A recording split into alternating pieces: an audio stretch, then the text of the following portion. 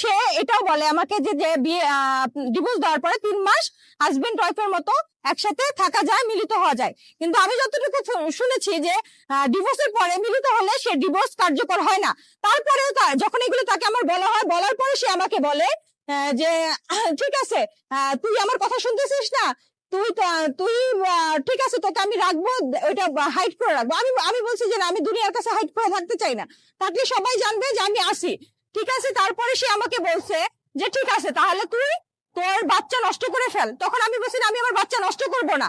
তখন সে আমাকে বলছে যে তাহলে তোকে আমি খুন করে ফেলবো, না হলে তোকে মানুষ দিয়ে, এবং সে এটাও বলছে আমার বাসায় সে ইয়াবা, ফেন্সিডিল এগুলো দিয়ে আমাকে ধরাই নিয়ে যাবে, অভিযান করে নিয়ে যাবে। তার কি আমি তার অনেক পাওয়ার আছে, সে সেটা সবসময় বলতে তালে থাকে। ঠিক আছে, এবং আমার কাছে ভয়েস রেকর্ডিংও আছে যে সে বারবার বলে যে না, আমার কিছুই করতে পারবি না, কিছুই করতে পারবি না, যা ইচ্ছে তাই কর। ঠিক আছে, তা আমি যা বুঝতেছি এখন আমার যে অবস্থান, সেই অবস্থান থেকে আমি বুঝতেছি আমি তার কিছুই করতে পারবো না। বাংলাদেশের আইনে বলেন কোনো কিছু ইস্যু আমি তাকে কিছু করতে পারবো না। কিন্তু আমি আমার জীবনের আশঙ্কায় খুবই ভুগতেছি। আমি আজকে হয়তো বা এই ভাইদের সামনে কথা বলতেছি, কালকে হয়তো বা আমি নাও থাকতে পারি। কিন্তু আমি দুনিয়াকে এইটুকু জানাইতে চাই যে যেখানে হাজি ভাইয়ের হত্যার বিচার হয় নাই, সেখানে আমার মতো একটা মেয়েকে খুন করে ফেললে সেটার কোনো কিছুই হবে না।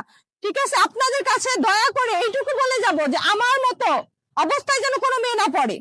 ঠিক আছে, কারণ এই পুলিশরা, এই পুলিশদের মানে এদের প্রবলনে কোনো মেয়ে যেন আর কখনো এভাবে নিজেদের জীবনটা ধ্বংস না করে। ঠিক আছে।